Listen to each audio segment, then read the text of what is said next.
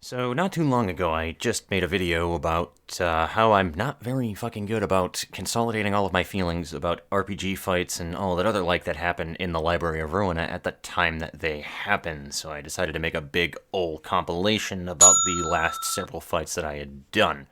And it received a lot of really, really positive attention from you guys. Like, that shit blew the ever-living hell up. There were comments all over the place. I don't think that there was even a straggling thumbs down on that one that usually is when I do anything that isn't just story-related shit in the Library of Ruina. There's always like one thumbs up, one thumbs down rather. And on top of it, the view count of it was weirdly enough on par, if not better, than a lot of my actual videos in the Library of Ruina typically are. On top of it, I never really get that much viewership on anything that is a rant video of mine since that Starbound in 2019 video, or whatever the case is, that blew the ever-living hell up. But I need to stay on point today, which is going to be moving on to my next thing that I'm saying here, which you might have noticed by the label and the title of the video right now that we're going to be doing another one of these things, and I'm going to keep this as a consistent thing as I do fights. And the main reasoning why I'm doing it right now and why I'm doing it the way that I do, let's go into that and explain it really quickly before we start the video.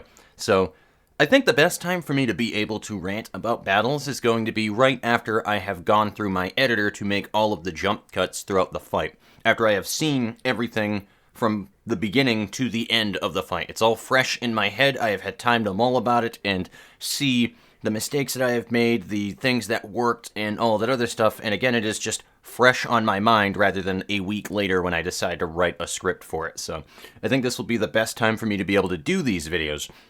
And the reason why I am doing them in general is, like I said, because it just seemed to be really well received by you guys, so yeah. Anyway, these videos will be found in the same playlist as everything else with the Library of Ruina that is not the lore reading, just because I think it will be the most non-intrusive way while also being the most convenient place to put them for people who give a shit about these rants. If you don't give a shit about it, just move over to the next video so that you can move on to the actual game and storyline and the LP itself. So, that being said, let's go ahead and move on to what I think about the Index fight. Shall we? We'll go ahead and analyze what went down. So to begin, let's just go ahead and break down the general mechanics, just in case there's anybody who's a little out of the loop with it, and we will go with how I had taken it down, and then we'll just go from there and see how that goes. So, the Index, as is pretty much anything in the Library of Ruina, has its own unique set of mechanics in that they bring to something that is really weird for a playstyle for me, at least, which is probably why it didn't really appeal that much to me. Most of this game is just you beat the enemy, you get what the enemy has as a strength, and adopt it into your own repertoire of tools that are available to you, more or less. That's just kind of how the game works. It's similar to Monster Hunter World, I guess, in that same aspect. What the Index brings to the table is that they kind of specialize in, it seems random at first, but they gain a certain amount of strength, in particular, two strength to a specific damage type every round, and it keeps shuffling every single time. Now, I believe each of their cards, it doesn't really matter what damage that they do, they just always have all three damages pretty equally throughout the deck, so they always have a choice of what they can do, and they have a pretty expanded deck size with what they can work with due to other passive abilities that are on their combat pages. And they all have one particular thing in common, or at least for the most part. I don't think every single card does, but so long as every page that they have in their hand is different and unique, and they do not have any duplicates, then they are in a certain status. I don't remember what the name of the actual word is specifically, but they use a word to declare it. And so long as they are in that status and recognized as such, that card will gain bonus effects, usually bonus strength, +1 strength, or +2 strength, +4 strength, or draw 3 cards, or whatever when the card is played. So their strength is essentially that.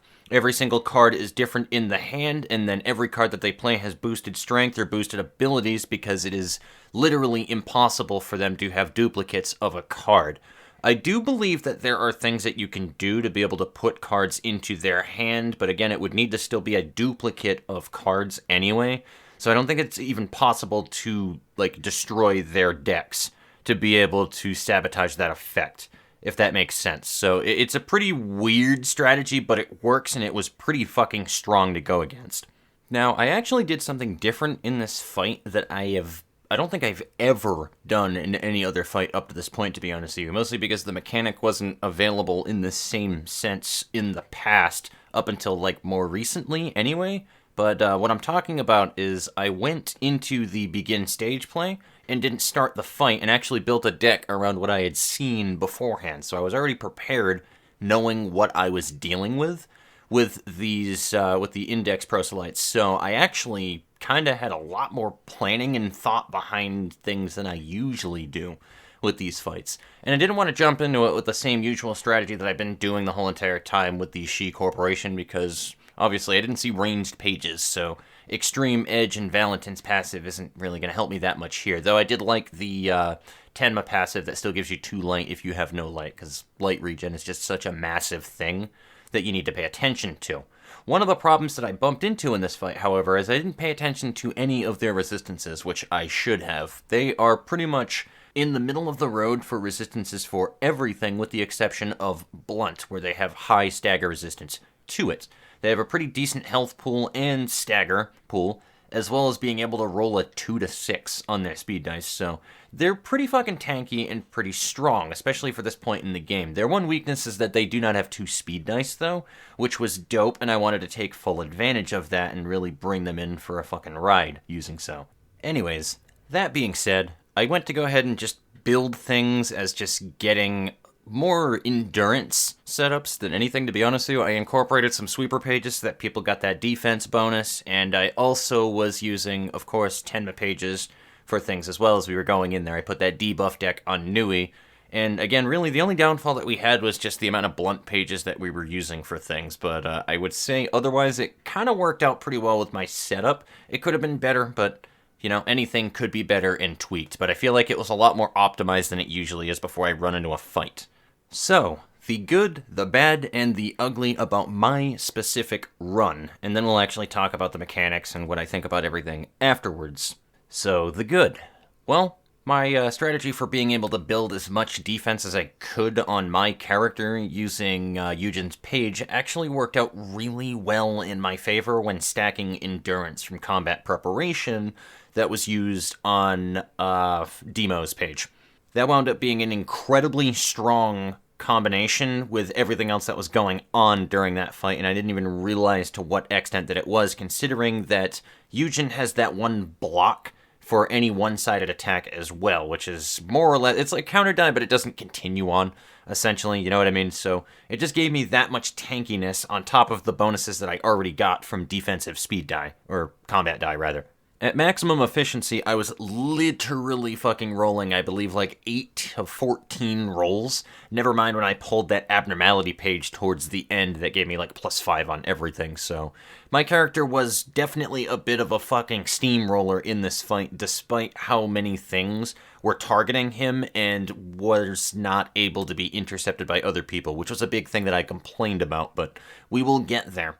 Roland was mostly useless during this fight, unfortunately. I don't think he really did a whole lot of anything using the deck that I had given him, which was a shame because piercing damage actually was pretty fucking strong in this, even though it was still the same as slashing damage anyway, though I noticed that like the pierce cards that I was using was just hitting harder. But it was probably because of the pierce damage that was on that page, Pamela or Pamela's page, I can't remember what one it is. They're both the fucking same. The real stars of the show, however, believe it or not, unintentional thing that I realized was Nui the unit was a big positive to have in this fight. Like I said, I complained a lot about speed dice and not being able to intercept people, but Nui was able to counter a lot of that because of the fact that she used automated movement so frequently. It kept giving her 2 haste, and I was seeing like 7s and 6s with her very often, which completely was able to intercept anybody else, even if they had a max speed dice roll. So that actually bailed me out of a lot of bad situations, just having Nui in the fight, until she took that, like, 50-some-odd damage, like, right at the end. But then again, that still just procced everybody else's Kizuna because they were running She Corporation pages, which, in turn, that could have won the fight for us as well. I don't know, I would need to look at the numbers, but she was definitely one of the biggest assets in that fight because of the speed dice bonuses that we got from things, so Nui was a big asset. Aside from that, we also, of course, had Demo Ad that was running a lot of defense pages, and with Lila's page and all that other stuff, throwing endurance at everybody. And with the 3 HP for every card that was being discarded, I don't think that Demo even went below 70 HP, if even, the entirety of that fight. Demo was a fucking tank for the entirety of the fight, so that worked really well during this. That's about all that I can say of the positives, though, so I guess let's get into the negatives and the bad things that happened to me because of this strategy. So, as mentioned before, blunt damage is kind of just a no-go here. One of the biggest things that can be an absolute strength, and will always be an absolute strength, is getting that stagger off so that you can just gank that one character and just take them out of existence, and then lower that pressure on the rest of the group. That's not going to happen with there's a lot of blunt damage happening in this fight. So that was one of the biggest problems that I had. A lot of my hard-hitting attacks were blunt related, which did not help very much at all whatsoever.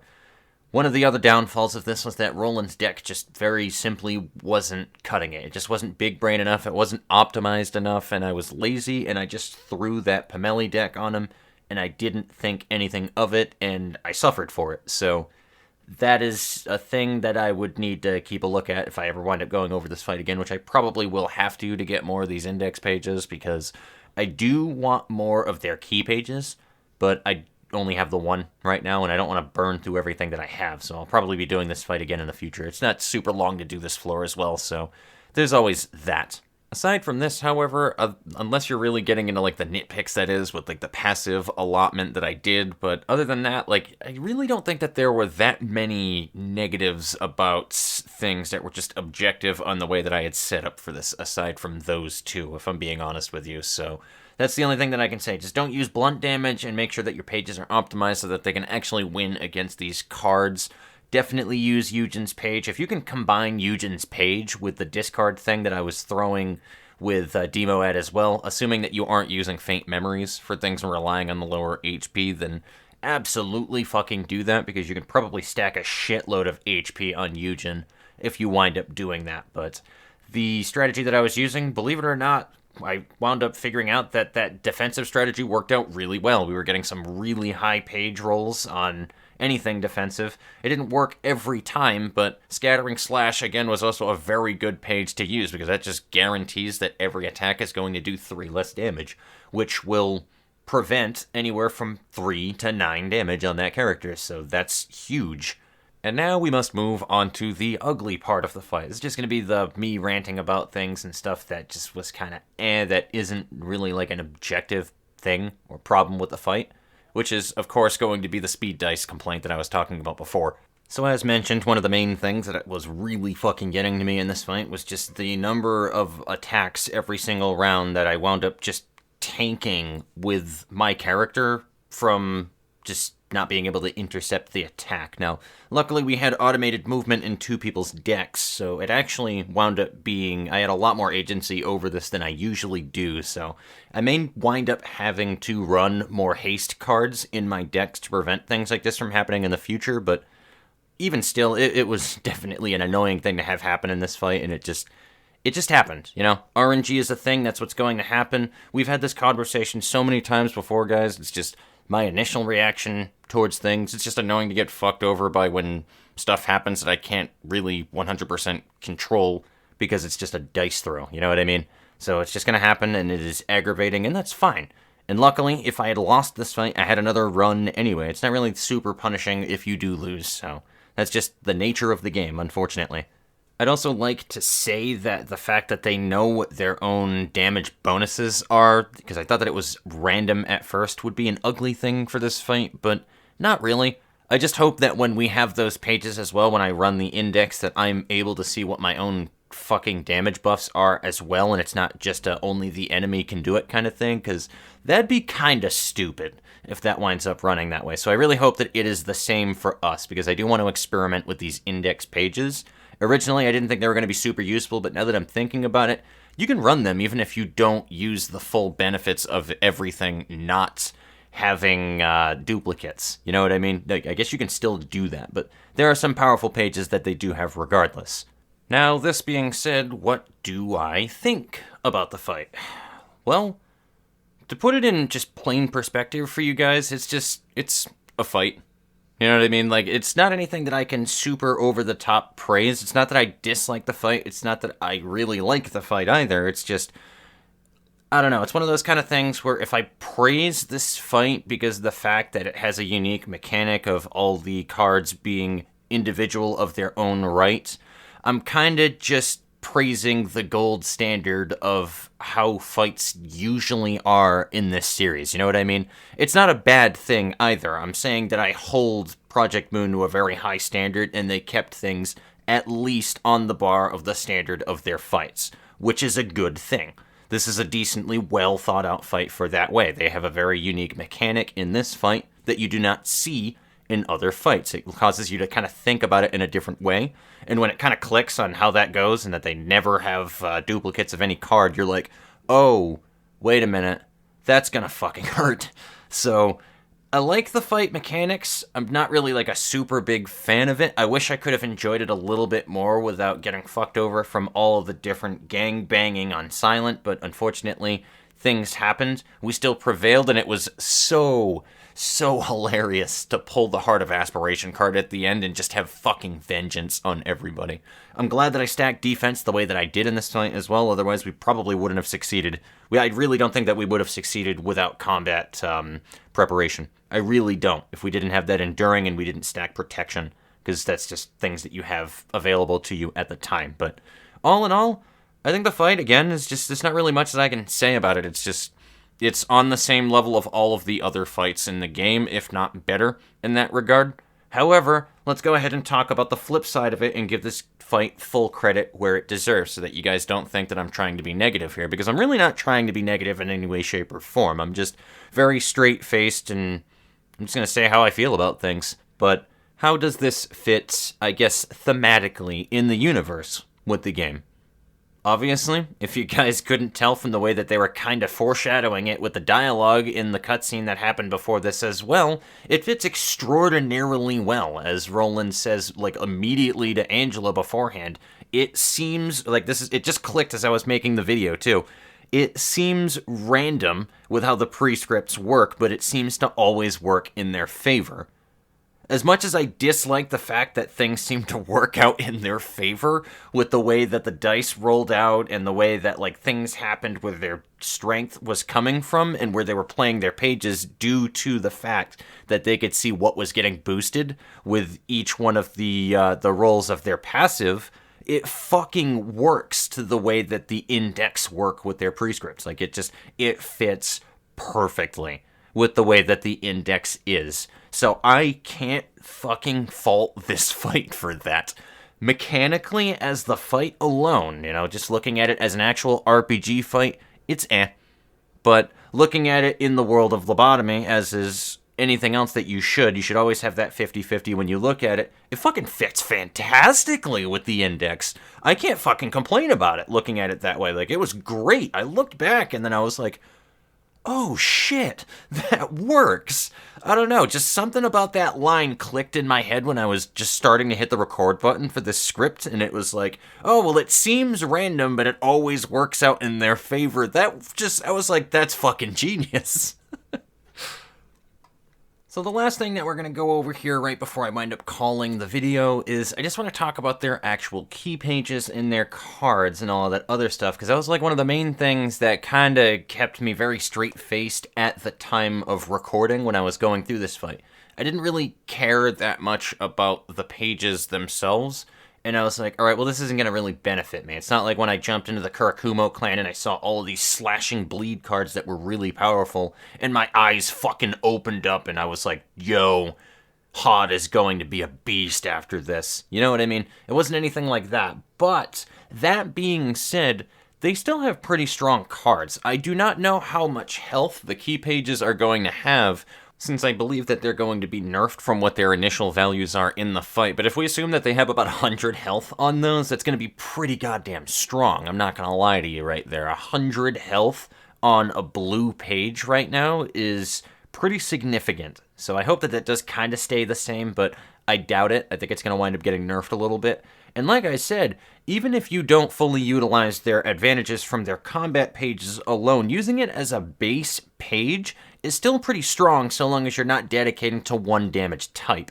If you have several different damage types, it means you're always going to have 2 strength on a particular damage type, which is, again, that's pretty fucking significant if you have your damage types just kind of divided, which most pages anyway that have multiple speed dice are going to have several things, especially if you keep running like the Olga deck as well. If you do Daring Decision, that could be pretty significant because Daring Decision will always have 2 strength on it, so it could be pretty damn strong if you combine it with other strength boosting cards as well. So that being said, I really can't wait until I get more of these, and I kind of want to play around with it in the future, so alright, well, that's going to go ahead and wrap this video up then, guys. So I hope that you enjoyed the analysis of my fights going into the Index Proselytes, and I will see you guys later on. Sorry that I didn't do another fight or have any other videos to the recording session, so I figured I'd throw this one at you just so that you have 2 videos to look forward to for the next, 3 days to a week at least, and then I'll be jumping back into it. I'm just